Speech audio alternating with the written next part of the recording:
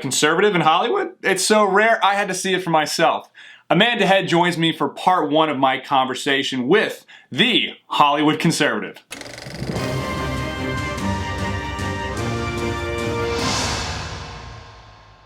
All right, everyone, welcome to Pure Hollywood. I am with the Amanda Head, conservative columnist, former top 40 music artist, War Eagle for life, founder of the Hollywood Conservative.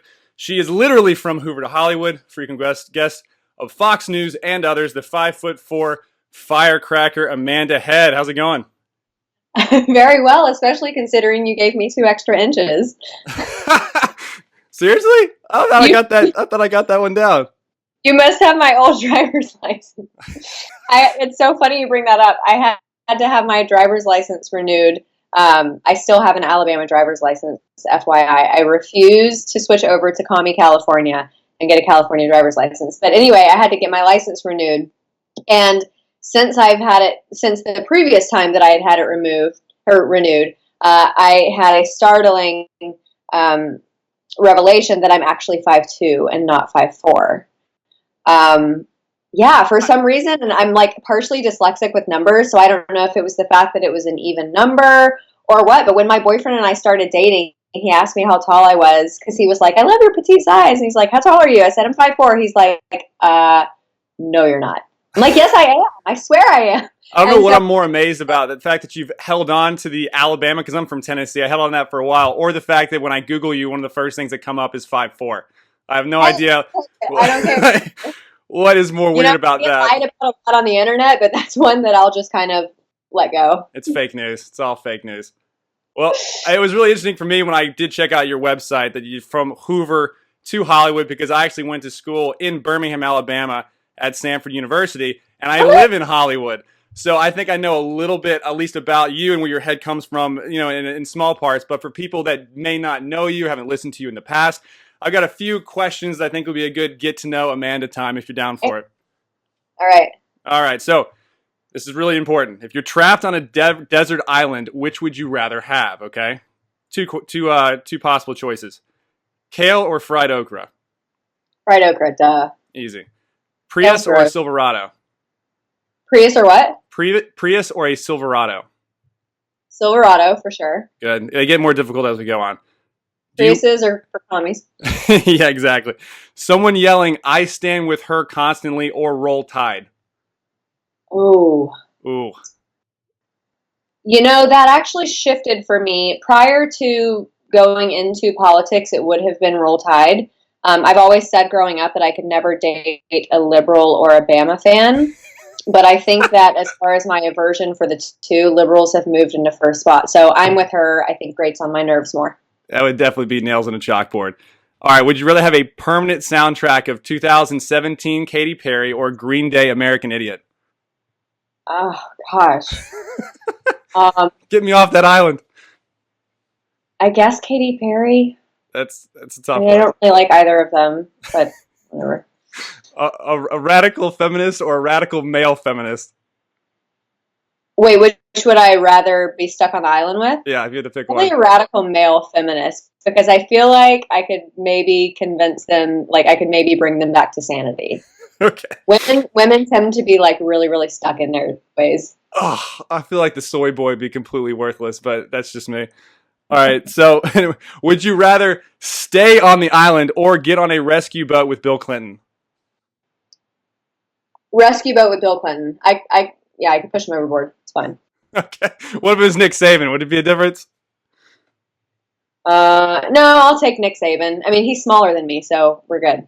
Oh, yeah, he's probably 5'1". I got to check that one up on Google, too. He's a little bitty man. Yeah, I think I could have guessed at least all except the male feminist or the radical feminist. So I do understand the Hoover values, the Birmingham South, all that good stuff, and being in Hollywood. I know how incredibly frustrating it is, and I'm so glad for all the success you've had with the Hollywood conservative, even though it kind of seems like an oxymoron, since I rarely see any conservatives in Hollywood. But for those people that have not checked it out, why did you get into it? What's been going on, and what are the plans for the future? So it was kind of the perfect storm for me. As you said in the intro, I was in the music industry for a very long time. I did my first musical when I was like 9. And I'd been singing ever since. I moved out to LA after graduating from Auburn in 2006. Dove right into the music field. At the point at which I left the music industry, which was January of 2016, I was in a pop duo with another girl. We had two songs that hit the Billboard Mainstream Top 40, and we toured the country. We opened up for Future at South by Southwest. So we had a very tangible amount of success, such that I was able to reconcile in my heart and my head being able to leave the industry and feeling like I didn't leave anything on the table. I felt like I was satisfied with how far I had come in the music industry. And then a couple other extenuating circumstances, one being the people who I worked with on the project were just really crappy people. And a lot of the people who I encountered in the music industry, it's interesting, you hear about how when you first move to Hollywood and you start witnessing how cruddy people's character is in Hollywood, it's ironic because it's pretty mild compared to the monsters that you come into contact with once you achieve success. That's when the real monsters come out, because then they see a certain level of success that they can gain on. And so once you have achieved a certain level of success, that's when you really start seeing the really awful people, because they want to leech off of you and things like that. So last January, it was the beginning of an election year. We were entering into primary season a few months after that. And I've always been a lifelong conservative. I think I went through a little phase in college where I was like, why am I a Christian? Why am I conservative? Why do I believe these things? And I read a lot of books. I read a lot of books on apologetics and politics, and basically ended up exactly where I started. So being a conservative in Hollywood, under all of these music contracts, there were three things that we couldn't talk about. As a female pop artist, you can't talk about boyfriends. They don't want to hear about your boyfriend. You can't talk about religion, and you can't talk about politics. So after 9 years of not being able to speak my mind in a professional setting, I was like, I'm done. I can't do this anymore. My nickname is the Mouth of the South, because it is very, very hard for me to keep my mouth shut when I disagree with someone. That must be brutal then. Yeah. So I left it, but it's ironic because when I switched over into this career, I guess I did abide by the gag order in professional settings, but apparently I didn't in my personal life, because I expected all of my friends, when I switched from music to politics, I expected all of them to just be completely shocked. And when I told them, they were like, oh yeah, that's perfect for you, duh. So apparently I wasn't that quiet about it when I was outside of the music world. But it felt like it was the right time in my life to make a career move. And I felt like, this sounds so cliche, but I felt like my singing voice could be better used speaking for my, our generation as millennials. Millennials, I'm on the older end of millennials, but for the younger end of millennials, they're just complete idiots. They have no idea what's going on in the world. 41% of them think that socialism is a good idea.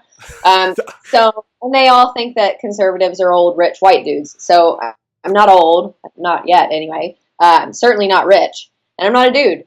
So, I wanted to shift the paradigm and shift the perception of what conservatives are. And I felt like going into, talk radio and things like that would be the best way to do it. And I claimed the domain, The Hollywood Conservative, because I figured it wasn't taken, and I was right. You're right. And it started from there. It started with a radio show, and then it moved into doing some writing, and then a spokesperson gig, and now it's writing, radio, and TV too. So awesome. Yeah, I really encourage everyone to go check it out. Follow all your Twitter and Instagram handles are fantastic. And I don't know if you ran into this too, because I went to 3 universities in the Southeast: University of Florida, University of Georgia, and Stanford University in Birmingham. And Stanford, because it's a private Christian university, it was just a stark difference between, I'm sure, what it was like at Auburn, where every class I took at University of Georgia and Florida was just straight up propaganda indoctrination. Like, it's hard to even explain it to people unless you go into it. Like, I took English 101 English. We only studied female African-American writers for the entire semester. When I took broadcast communications, we had to watch a documentary, and they said, don't look at this through a political lens. The whole documentary was about how Fox News was evil and how it's just propaganda and it's all fake. And it was like, just look at it for like broadcast purposes. I'm like, what? It just, like, every single class. It was insane. It's funny, looking back on my career at Auburn, I never felt impressed upon by my professors regarding one ideology or the other.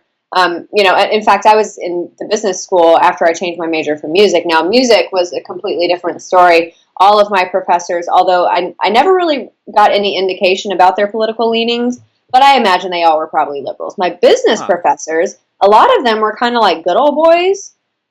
So I think that they possibly were conservative. But the point is I never really knew one way or the other, which I think is extremely valuable and speaks to the climate and the culture at Auburn, which I think has pretty much remained the same. But I recently reconnected with one of my voice coaches from Auburn, and she's been retired 4 years now, and she said that there are a lot of liberal professors, and she said 90% of the ones that I came into contact were liberal. But I said that's interesting because I never knew that. Like I never realized that at Auburn. So I was very fortunate. Yeah, I was very fortunate to have that experience in higher learning. So I had professors after Obama won the election that literally would do like a standing ovation in class, how he's proud of everybody. Like it was absolutely ridiculous. But yeah, I'm glad there's still some universities that at least, like you said, they didn't impress it, even though that was their belief, which is totally fine. Everyone can, vote any way they want or whatever. But no, that was great. And I love what you said too about starting to question those things like Christianity, why I'm voting this certain way, because I always encourage people that these are great opportunities when that happens. You can fall back and reinforce why you believe that. You can know not just walking out in faith or this feels right to do this, but know why. And I had that kind of revelation like 2 years ago too, when we started to get into the political cycle and living in LA. I literally thought like maybe 2 + 2 = 5, and I've just been wrong my entire life. And I dug back into it. The whys are the most important part. It's not when did you become a conservative, who influenced you. It is truly the why. And there are many, many reasons why I'm conservative, but at the end of the day, when someone says, why are you conservative? My general answer is so that you can be liberal. Because liberals take the risks, conservatives hold down the shop. So quite literally, in a broader sense, the reason that we have conservatives is so that people can be liberal, because we're the ones who clean up the mess.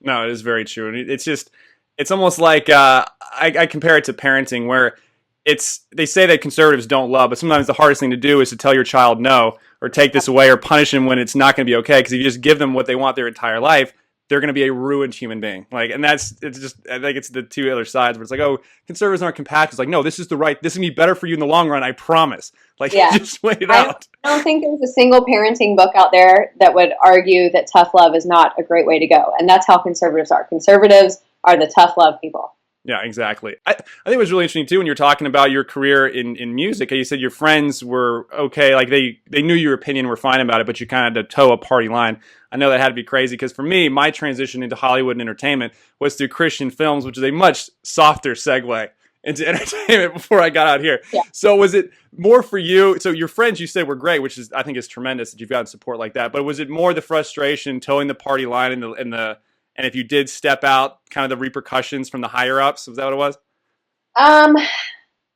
No, okay, so for instance, when I first moved to LA, I was ghostwriting for an R&B and hip hop label. Mm-hmm. One of whom was Nas.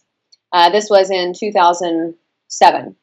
And so I was in the studio with Nas, and we didn't really talk about politics. I can only assume what his ideology is. But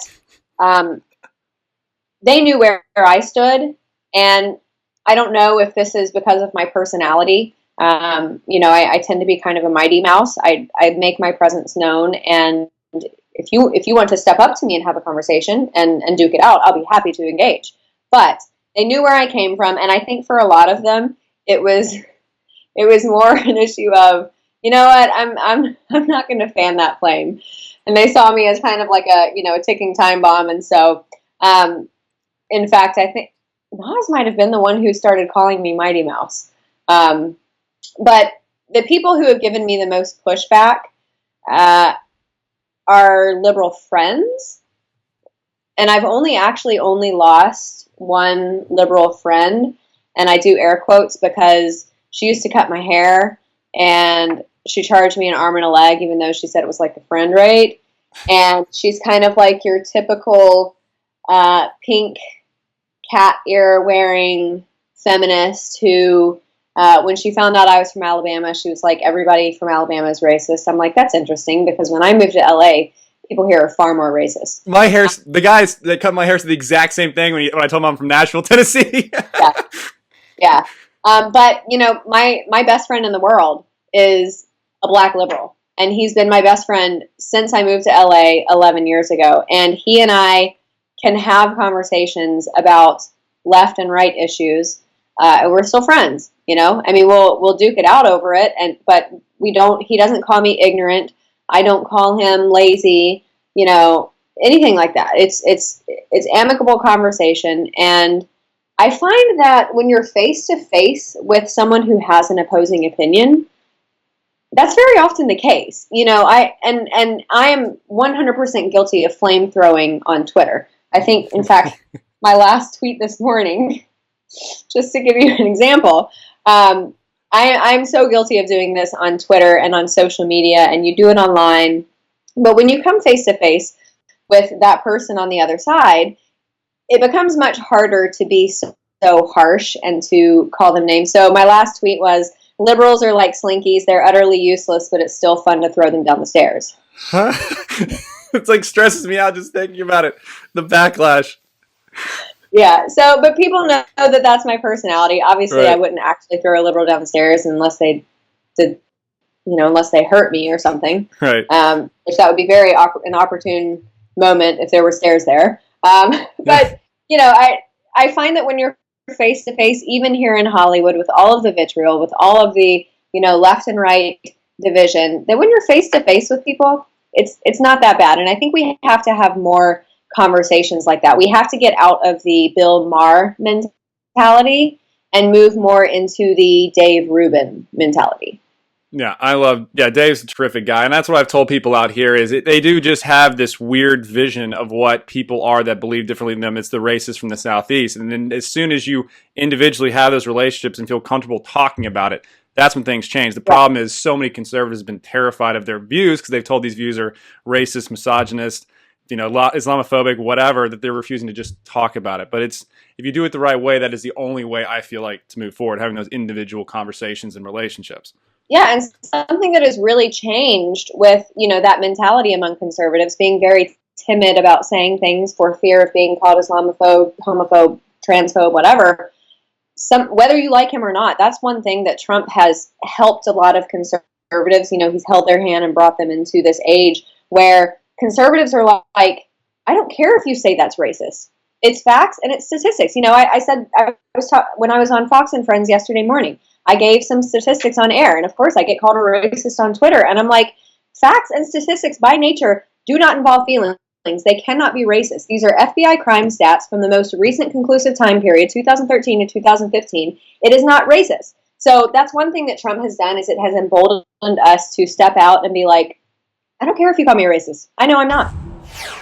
All right, if you like this video and others like it, please consider becoming a premium member to The Rebel. That way you'll have first access to Pure Hollywood and the entire Rebel lineup.